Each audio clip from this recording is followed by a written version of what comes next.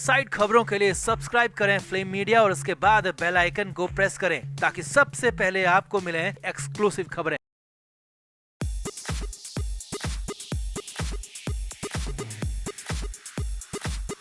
Actress Mrinal Thakur आज किसी पहचान की मोहताज नहीं है। टीवी से फिल्म इंडस्ट्री में आकर अपनी जगह बनाना कोई आसान काम नहीं है। नेपोटिज्म और ग्रुपिज्म के दौर में मृणाल ने बॉलीवुड में अपनी खुद की मेहनत से बड़ा मुकाम हासिल कर लिया। कुमकुम भाग्य में अपने किरदार बुलबुल से मृणाल को घर घर में पहचान मिली, जिससे उन्हें काफी पॉपुलैरिटी मिली। इसके बाद एक्ट्रेस ने बॉलीवुड इंडस्ट्री में अपने पैर जमाने का मन बनाया और फिर विकास बहल की फिल्म सुपर 30 से बॉलीवुड में डेब्यू किया। फिल्म में वो ऋतिक रोशन के अपोजिट नजर आई। कुल मिलाकर बॉलीवुड में मृणाल का एक अलग ही चार्म है। अपने हार्डवर्क और टैलेंट के दम पर अपनी अलग पहचान मृणाल बना चुकी है। अब मृणाल जल्द ही शाहिद कपूर के अपोजिट जर्सी फिल्म में भी नजर आने वाली है।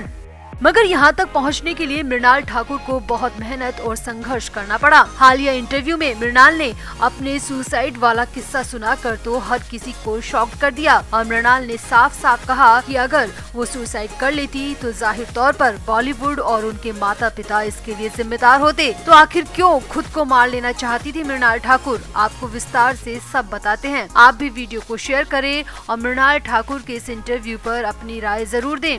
तो फिल्म अभिनेत्री मृणाल ठाकुर ने हालिया इंटरव्यू से हर किसी को चौंका दिया। एक्ट्रेस ने कहा कि उन्होंने इतना संघर्ष किया है कि वो कई बार मरने के बारे में भी सोच लेती थी। कई बार उन्हें खुद पर ही शंका होने लगती थी और लगता था कि वो अपनी लाइफ में कुछ नहीं कर पाएंगी और तो और उनके मन में आत्महत्या करने के विचार भी आते थे। मृणाल ठाकुर ने ये सभी बातें हालिया इंटरव्यू में कही है। मृणाल ठाकुर ने बताया कि वो पत्रकारिता की पढ़ाई करना चाहती थी और उनके माता पिता चाहते थे कि वो डेंटिस्ट की तैयारी करें। मृणाल का कहना है कि उन्होंने अपने माता पिता को बड़ी मुश्किल से समझाया था कि वो क्राइम जर्नलिस्ट की पढ़ाई करना चाहती है, मगर अपने कई साल खराब करने के बाद उन्हें समझ में आया पत्रकारिता उनके लिए सही नहीं है। तो उस वक्त उनके माता पिता जबरन उनकी शादी करा देना चाहते थे, लेकिन मृणाल का कहना है कि मैं बिल्कुल नहीं चाहती थी कि मैं शादी करूं। मुझे कई बार ख्याल आते थे कि मैं खुद को मार क्यों नहीं लेती। मृणाल ने आगे बताया इसके बाद वो मुंबई में मॉडलिंग के लिए आ गई,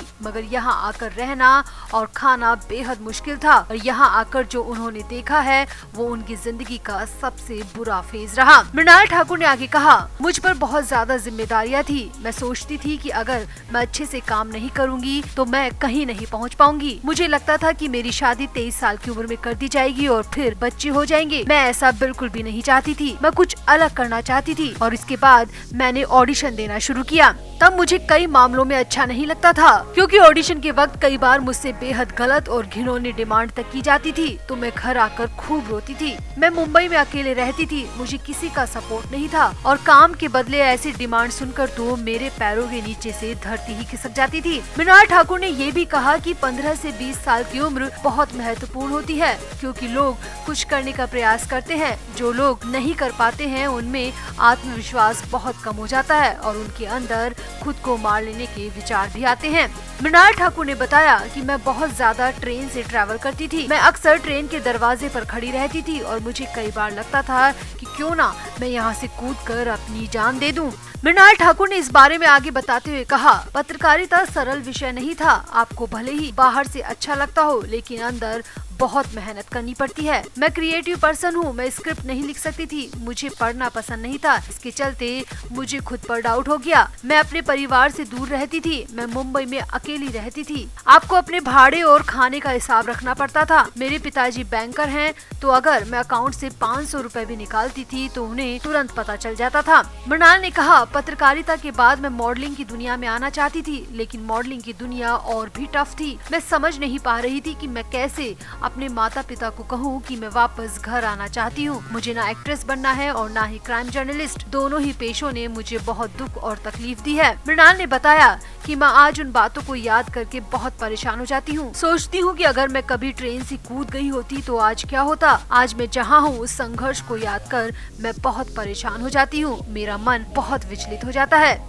मृणाल ने बताया, बॉलीवुड बाहर से भले ही चमकीला लगे मगर यहाँ सरवाइव करना बेहद मुश्किल है, खास तौर से लड़कियों के लिए। यहाँ कदम कदम पर गिद्ध जैसे लोग भरे हैं जो सिर्फ नोचना जानते हैं, मगर शुक्र है कि भगवान ने मुझे वो मुकाम हासिल करवाया जो मैं चाहती थी। अब मैं पीछे मुड़कर नहीं देखना चाहती, मगर फिर भी कभी जब वो दिन याद आते हैं तो मैं अंदर तक सिहर जाती हूँ। तो वाकई में बॉलीवुड में लड़कियों के लिए बेहद गंदा बर्ताव होता है, इन्होंने डिमांड होती है और ये सब एक्ट्रेस मृणाल ठाकुर को भी फेस करना पड़ा, जिस वजह से वो खुद को खत्म करने के बारे में भी सोचने लगी थी। तो आप भी मृणाल ठाकुर के इस चौंकाने वाले खुलासे पर अपनी राय जरूर दें और वीडियो को भी शेयर करें।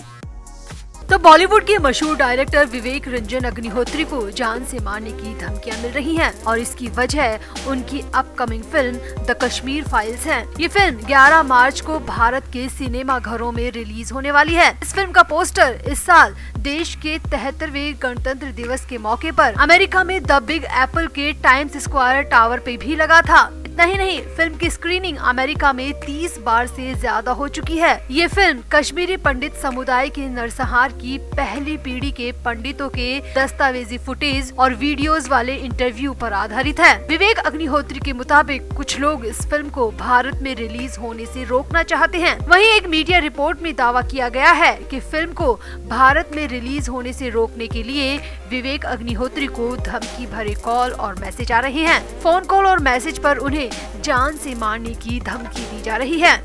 विवेक अग्निहोत्री की फिल्म द कश्मीर फाइल्स को अमेरिका में 30 बार से ज्यादा दिखाया जा चुका है और फिल्म अगले महीने भारत में रिलीज हो रही है। लेकिन जब इस फिल्म की स्क्रीनिंग अमेरिका में की जा रही थी तब भी विवेक को धमकी भरे कॉल आ रहे थे, लेकिन उन्होंने इस पर ध्यान नहीं दिया। वहीं अब भी ये धमकी भरे कॉल और मैसेज लगातार आ रहे हैं। कॉल और मैसेज में फिल्म को रिलीज होने से रोकने की बात कही जा रही है, नहीं तो धमकी दी जा रही है कि वो अपनी जान से हाथ गंवा बैठेंगे। हाल ही में विवेक अग्निहोत्री ने एक इंटरव्यू दिया था जिसमें उन्होंने अपने फिल्म द कश्मीर फाइल्स के बारे में बात करते हुए कहा था कि दर्शकों से कोई भी उम्मीद नहीं करनी चाहिए, क्योंकि आप सच्चाई से क्या उम्मीद कर सकते हैं। अगर आपकी फिल्म सच्ची है, फिल्म का हर एक शब्द सच्चा है और फिल्म की कहानी सच्ची है, तो फिल्म देखने के बाद लोग सोच सकते हैं कि फिल्म सांप्रदायिक मुद्दों के बारे में है या कुछ समुदाय और कट्टरवाद को कोसने के लिए है। और फिल्म में 5 मिनट के बाद ही पता चल जाएगा कि फिल्म में ऐसा कुछ भी नहीं है जिससे किसी भी तरह का विवाद जन्म ले। इसके आगे उन्होंने ये भी कहा कि इस फिल्म की सबसे बड़ी बात ये है कि ये सिर्फ कश्मीरी पंडित की फिल्म नहीं है, बल्कि ये हर भारतीय की फिल्म है। लोग इतनी निराशा और रोने के बावजूद एक दूसरे से जुड़ाव और एकता की भावना को महसूस करेंगे।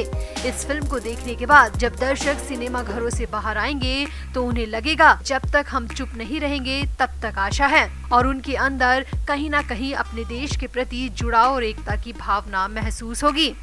तो अब ये फिल्म भारत में रिलीज होने को तैयार है और रिलीज से पहले ही ये कई तरह के विवादों में भी आ चुकी है। कश्मीरी पंडित का मुद्दा भारत में हमेशा से विवादों से भरा रहा है और अगर ऐसे मुद्दे पर फिल्म बनाई गई है, फिल्म रिलीज की जा रही है, तो जाहिर सी बात है कि कहीं ना कहीं विवाद तो जन्म ले ही रहा है। लेकिन इन विवादों के बीच विवेक अग्निहोत्री को जान से मारने की धमकी देना समझ से परे है। तो आपको क्या लगता है, क्या विवेक की ये फिल्म वाकई में विवादित और सेंसिटिव मुद्दे पर है? क्या ऐसी फिल्म देश की एकता को तोड़ने का काम कर सकती है? क्या बॉलीवुड को ऐसी फिल्में बनाने से बचना चाहिए या फिर फिल्म को बिना देखे जज करना गलत है? आप भी विवेक अग्निहोत्री, उनके फिल्म और फिल्म को लेकर मिल रही धमकियों पर अपनी राय जरूर दें और वीडियो को भी शेयर करें।